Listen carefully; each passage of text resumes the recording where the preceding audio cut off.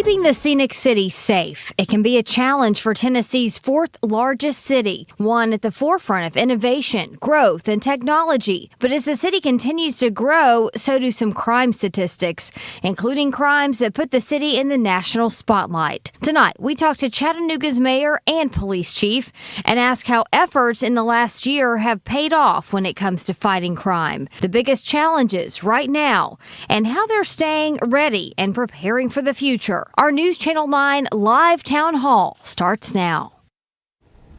Welcome to our News Channel 9 Town Hall, Safer Scenic City. I'm Josh Rowe. And I'm Latricia Thomas. We know that safety is at the top of minds more than ever.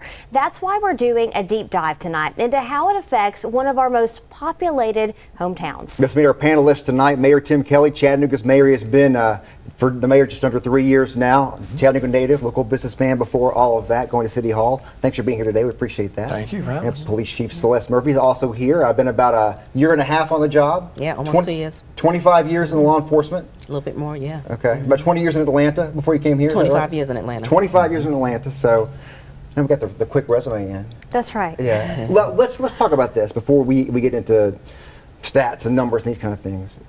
There's a lot of assumptions about the job of policing. What do you wish more people who are not police officers understood about the job? Yeah, and that's where, the partnerships with you guys start. Getting the messaging out there about the good things that we do, some of the different aspects of the job, and just how much the officers and the investigators are dedicated with keeping the city safe. We were at a summit earlier today about gun violence, mental health organizations there, people from the courts, you guys both there at times, talking to the community. And I asked you this question before. Some of them seem angry. Some of them seem like there's so much out there more to do. And one of the things that stuck with me that you said to them is, we're all in this together. There's not one name for all the stuff that's happening crime-wise. How do you look at all the different things that are happening and say, this is how we're going to make change? Yeah, I think it started with what you're referencing this morning, and that's what energizes me. The only way that we're going to combat this is by doing this together, and that's one of the reasons why I chose the city, because I saw where, the trajectory of what was going on from city government, and I knew that, it would be a perfect fit for, my philosophy or my, the way I want to move when it comes to combating the safety of any city. It just seemed like it fit well. But when you talk about the frustration from this morning, it really is people are ready to energize together and come collectively together to help, because it's not just one. This problem is not just a police problem. It's not just the mayor's problem. We have to do this together. Yeah. And the only way we're going to combat this is together, and it'll be better that way. Well, and what Chief just described is what's generally known in the business as community policing, that approach. And it's why we selected Chief Murphy. She has a long background in it, and we share that philosophy. When I came into office, we sort of wrote it all down in the One Chattanooga plan. Public safety is the baseline for all of that, right? I mean, if you don't get that right, none of the rest of it matters. But we do have to take this comprehensive approach. It's not just that we can, the police are just out there locking people up and forget it, right? We have to work. We opened an Office of Community Health at the mayor's office and really began to look at gun violence as a public health crisis, which is what it is. And I spoke, I guess, before you got there this morning, but it made me really happy, that frustration notwithstanding, to see all those community partners in the same room who understand that it is a continuum that starts in community centers, it starts in schools, addressing the root causes of crime, so that so that we can prevent those shootings from happening, because the police are going to do their job. They're going to enforce the law. That's 100% non-negotiable. But our job in city government, a layer or two deeper, is to stop that from ever happening to begin with. I think the layers are interesting, right? Because this is not just, when you're talking about crime and what to do about crime, it's not just the police, it's not just the mayor's office.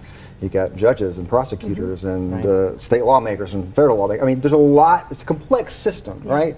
How do you explain that as far as that goes, as far as what is your responsibility and where that, goes to somebody else, and the whole, layers, like Mayor Kelly said. Yeah.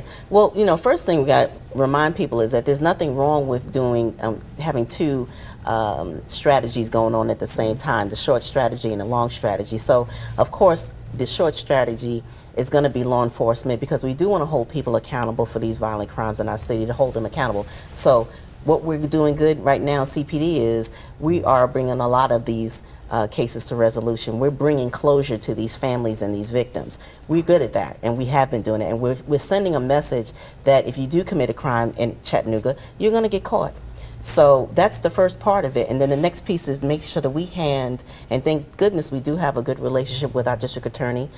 We hand a complete investigation over to that entity, and then they carry the torch from there. So this is a collective and total relationship that we've got to have in combating crime. Yeah, and the last part is the judicial system, right? There are areas where we may need judicial reform, and we have a great relationship with our delegation, and are comfortable having the conversations where that may be necessary. But Chief Murphy's not being as good at her own cheerleader here as she should be. Our closure rate for crime here is almost 90%.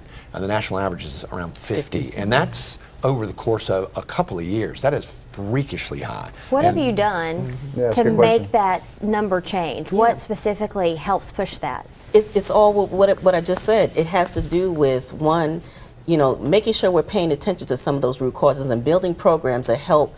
We look at what's in the forefront. We're worried about our children that may be going down the wrong path. Finding those programs and those collaborations and relationships with community, as well as government and police. Finding those spaces for children to be safe, as well as keep them on the right path.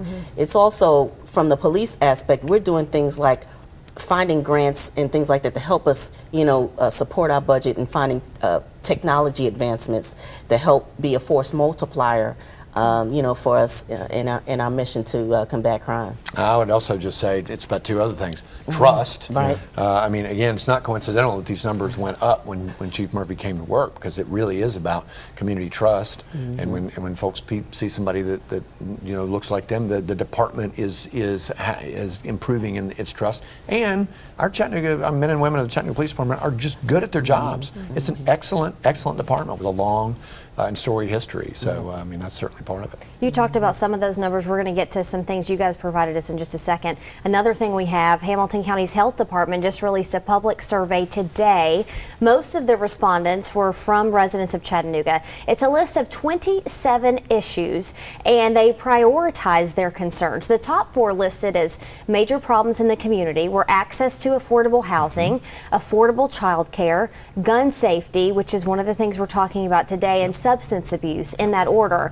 And of the comments added by people who participated, most were related to healthcare. The second highest was under guns, crime, and violence. So we know it's on a lot of people's minds, obviously. Yeah, no, again, when we opened the Office of Community Health, which we're still hard at work, and we work with the Hamilton County Health Department, we were, I charged them with filling those gaps and looking at gun violence as a public health crisis, and it is precisely that. We also talk a lot about the social determinants of health, the things that lead people to bad health outcomes, including things like gun violence. And we talked this morning a lot about mental health. Right? Mental health is a huge need in our community, particularly with youth. And so we're working very, very hard to increase the provision of resources to youth and adults, but to address those mental health needs before they become somebody who's lost it with a gun. And that's a part of what this morning was about. We had different stakeholders in the community there in one room, and what can you add to the pie to be able to help make this complete? We had community resources there. For instance, we had one of the speakers was Brother Kevin Muhammad from the Community Haven, who gave an example of how police and community work. They go into the community and try to provide resources and access to things that will help take a step back from the police needing to be there. And that's what we want. We want to have resources in the community so that we don't have to send the police in those areas unless it's something that we have to respond to. We want the community to be nourished before these things happen and it moves into a path where they become vulnerable. Right. We still have a lot more to talk about with the mayor and the chief here after the break. We look back at some of the incidents that led to change from both city and county authorities.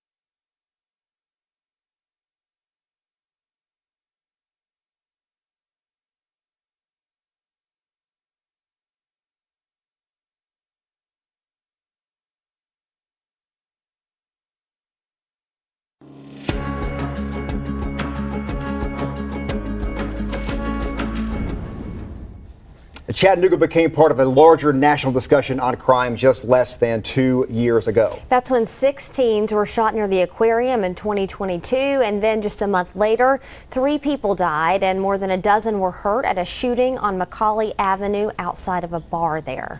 One of the things that came to the forefront of that conversation, Mayor Kelly, your roadmap to end violence.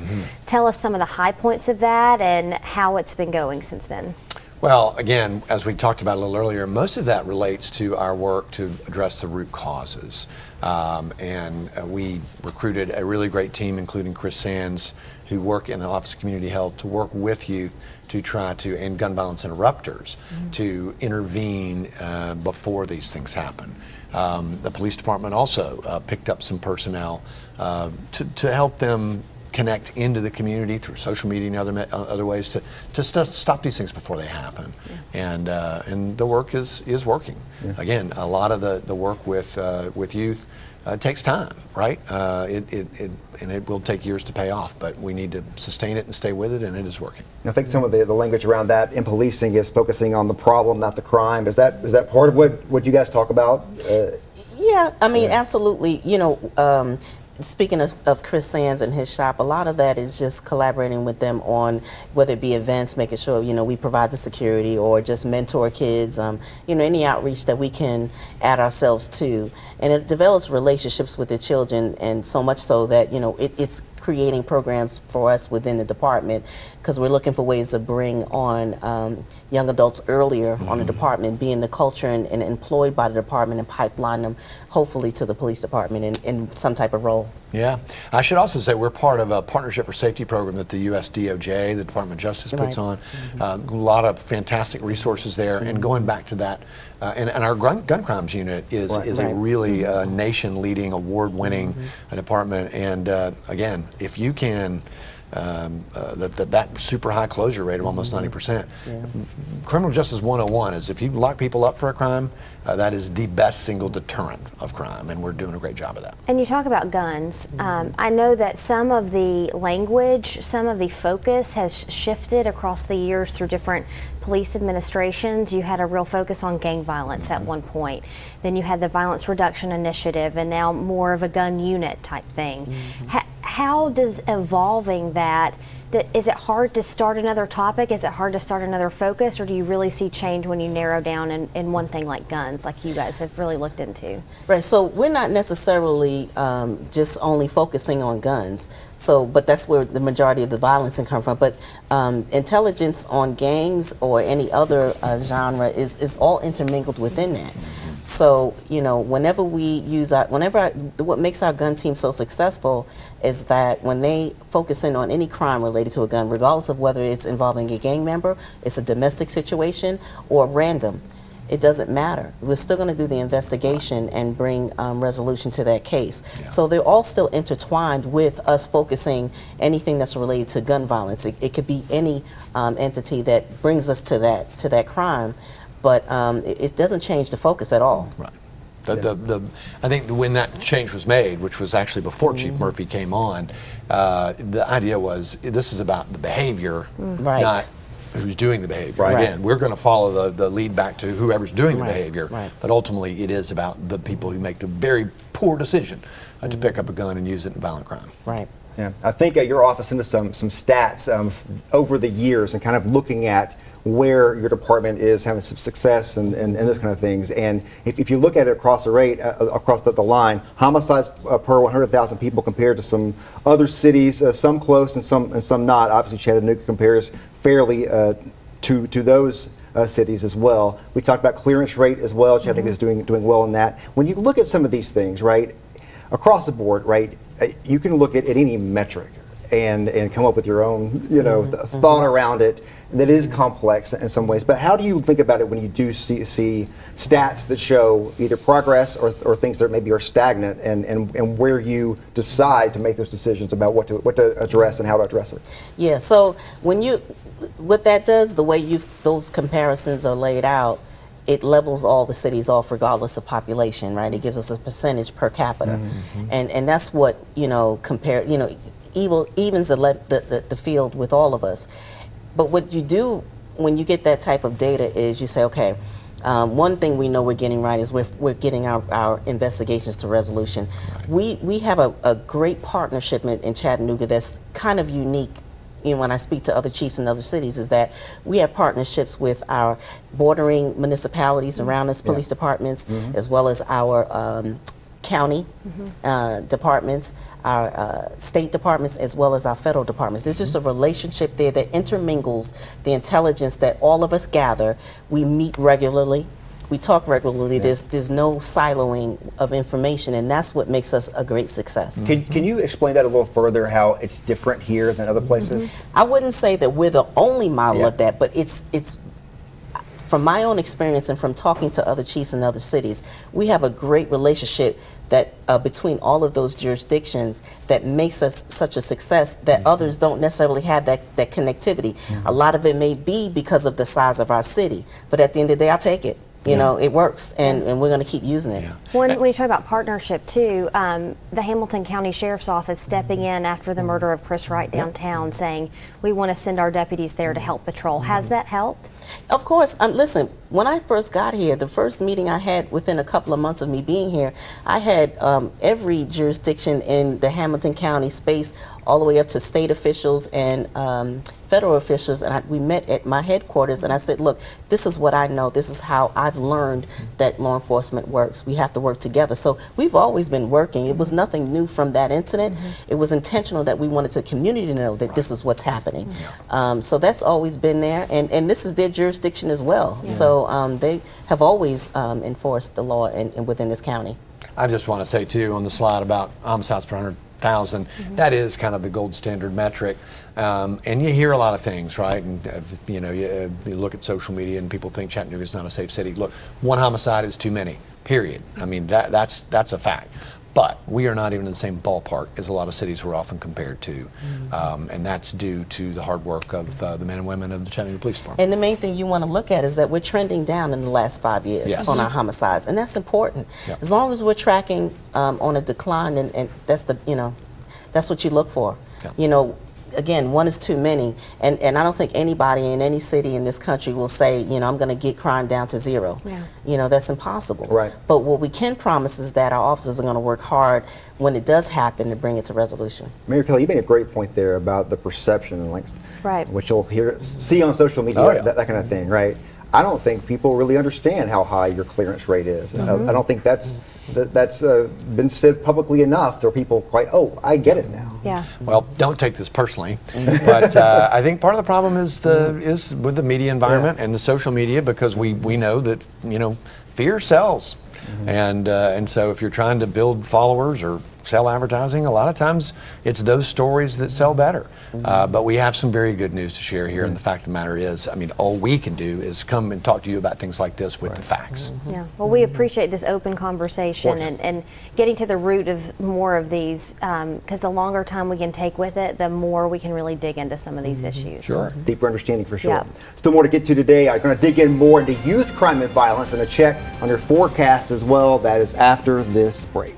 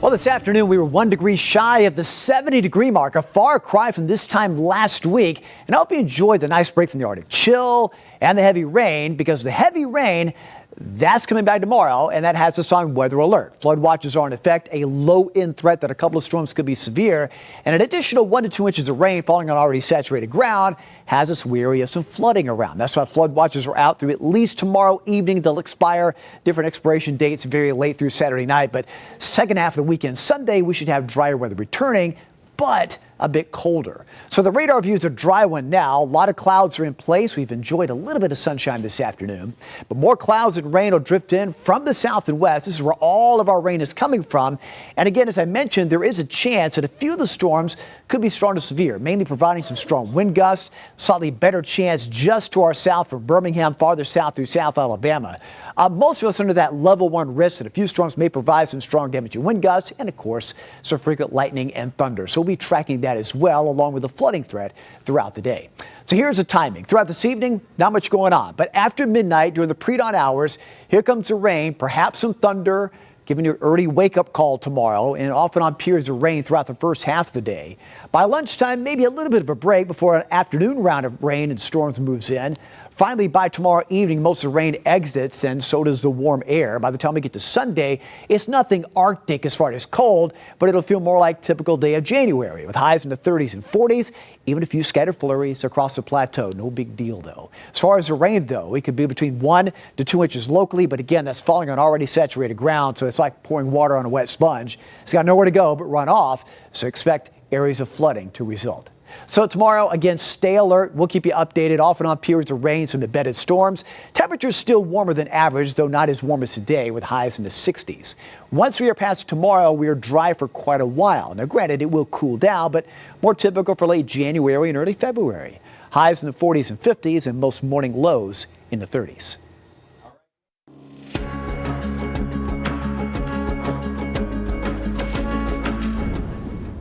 All right, David Glenn, thanks so much. Part of the discussion about crime also involves juveniles. And Chief Murphy, I'd love to get your thoughts on this. So when you're looking at crime that involves juveniles, how does that differ for crimes that are committed by adults? How do the police look at that? It doesn't differ from a law enforcement aspect. Of course, the judicial system is a little bit different, and that's where it changes course. Not our wheelhouse, but we still enforce crime regardless of age.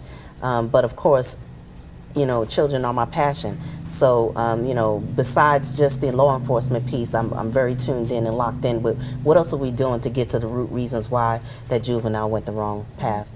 One of the things we spoke about today, or you guys spoke about at the summit, was social media and how it comes into the perception of what's going on in a juvenile's life, or showing off, or showing those guns, or I mean, things that we didn't have to worry about 20 years ago.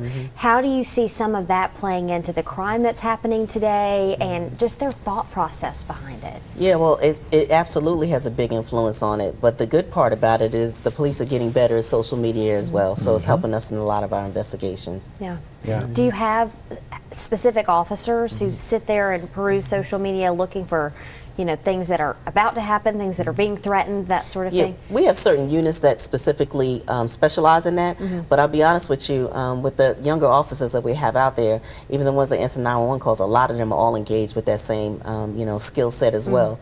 So we have a good portion of our police department that's really, really engaged with that. When it comes to juvenile crimes, are there things that you wish the community understood that they could do better? Different policies that you wish, you know, were in place?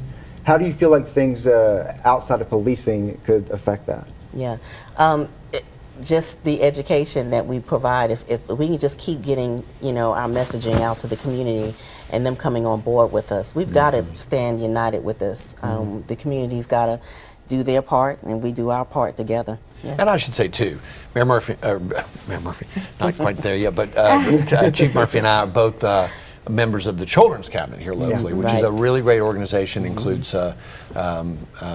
Robertson from HCDE, the county mayor, county mayor's staff, Chattanooga 2.0 representatives, and the whole idea is to look at things through the lens of what's best for kids here. And COVID was a nightmare. I mean, as an epidemiological episode, obviously, but really, I had a professor of public health speak to a bunch of mayors during the pandemic and say it was kind of like somebody put their hand in the middle of a waterbed and just pushed down, right? And it just flipped everybody off at the margins. And people went a little crazy, as we all know, right? And it had a terrible impact on kids. So there are a lot of kids who, we have a truancy issue here. We got to get kids back in school. We're still not back. We still don't have the level of kids back in school that we had prior to the pandemic, and that's got to change. So this is a whole of a community approach. It has to be, and we're doing some great work through the Children's Cabinet in order to make that happen, because it really, again, you show me a kid who's not in school, who's 13, 14, 15 years old, I'll show you a problem that's coming.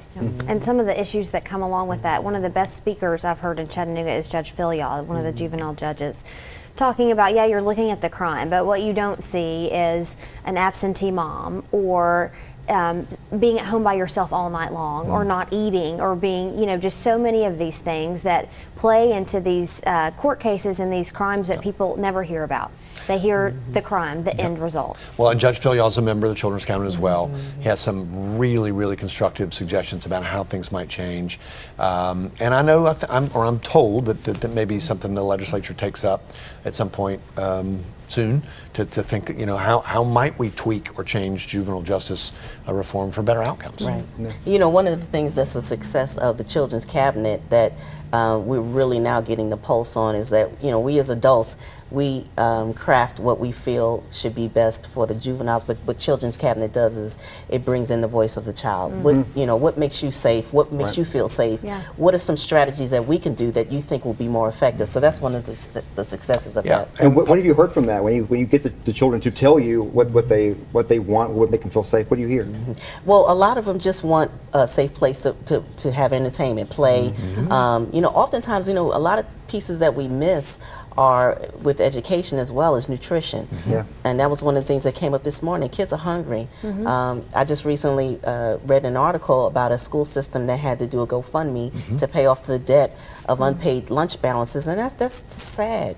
Why do we have to fight to eat in school? It should be a part of our education, because that's what is one of the deficits in children being able to learn. Yeah, and so much of this informs other work we're doing at City Hall. Affordable housing was up on that screen earlier. We talk a lot about that in Children's Cabinet. If you've got a kid that's bouncing from couch to couch, that child is at risk, right? And if they're not getting fed regularly, those are the interventions we sort of need to make to change. And a lot of this informs the way that we're looking at community development differently. And we're going through a big change there in city government to really look at community development centers or community centers as hubs for resources. A lot of what we're doing with the school system on this Community Forward Schools project is exactly that, using them as resource centers so that if a child is at risk and teachers or the principal sees that, they can connect them to nonprofit resources through that adjoining community center, and that work again is working. The sustainable change and make sure that we tamp down any type of violence as it pertains to our children is to make sure that we do these things that are getting to that root. I mean, we just really have to put more energy into what got these children there, not about the act at the time that it's occurring. Let's focus on what got them there. Right, and again, the kind of the crux of the One Chattanooga plan we talked about this morning is that we can't do this. Chief nor I in City Hall can do this alone. It has to be a whole community approach. And the number of people that were there from the faith community, from the nonprofit community is so encouraging, because it is going to take all of us together to fix this. And we'll see some of those people that spoke this morning coming up a little bit later in our newscast. For now, though, after the break, our town hall continues. We look at the impact drug use has on our community and the challenges in controlling and prosecuting it.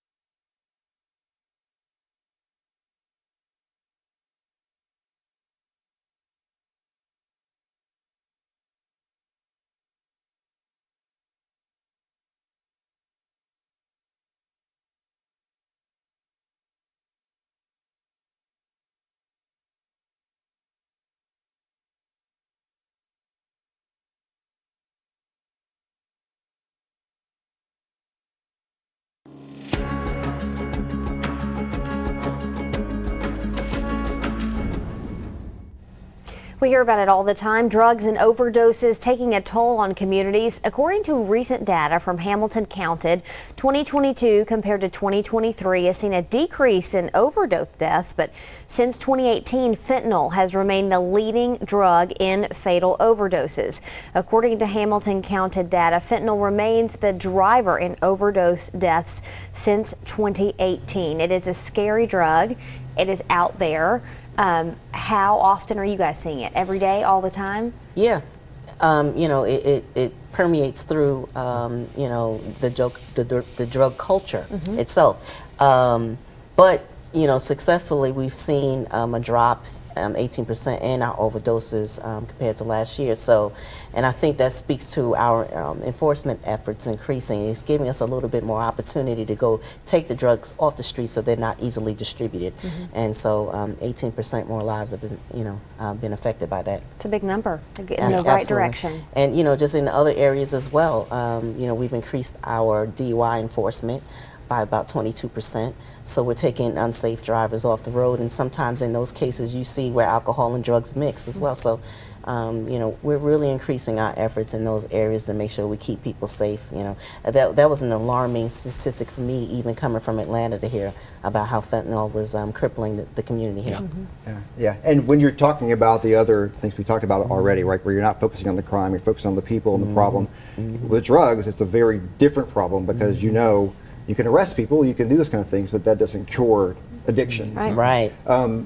When you think about that as a police department, how do you think about that as far as what do you do for the person long term to fix this, long term? Well, it speaks to our co-response unit and why we have increased that. We want to, we don't want to victimize, or we don't want to criminalize victims of that disease.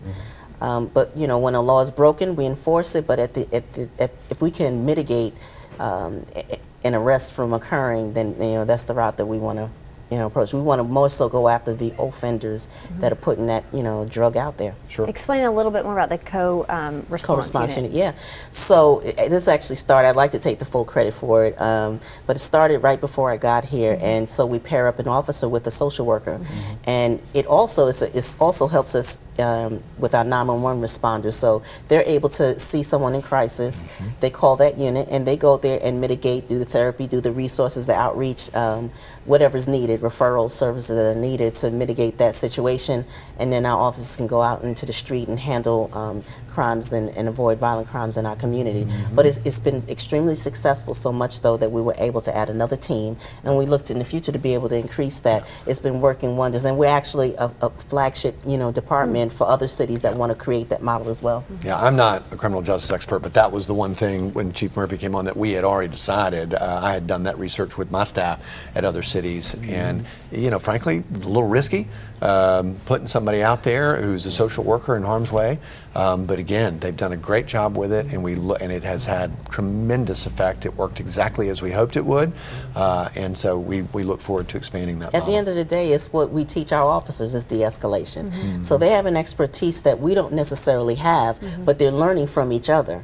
So the officer's there to make sure that the scene is safe, but the social worker dives in, does their job, and usually it's extremely successful.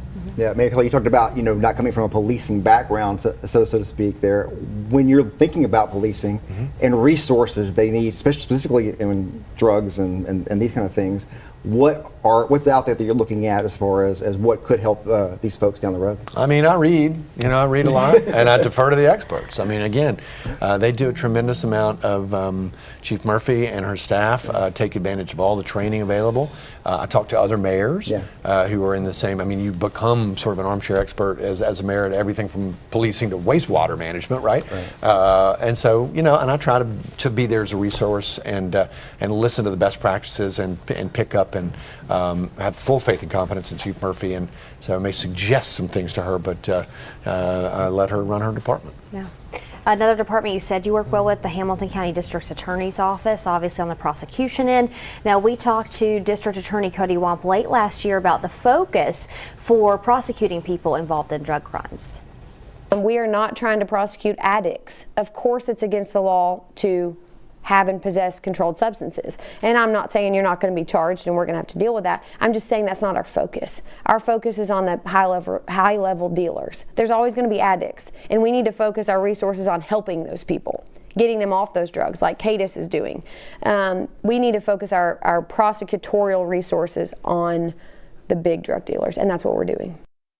Sounds really similar to some of the things you're talking about, and also if you can get the dealer off the street, you can get some of that trickle down effect. Well, and I would echo what General Wamp said there. Coty is a huge asset for Chattanooga. A lot of people don't appreciate how great an asset that is, but the real challenge for us in this community with the city and the county is to really expand those resources, both for addiction treatment and for mental health. And it is a challenge. Yeah. No doubt. We've talked about the current obstacles for fighting crime here. After the break, a discussion about looking towards the future for the city.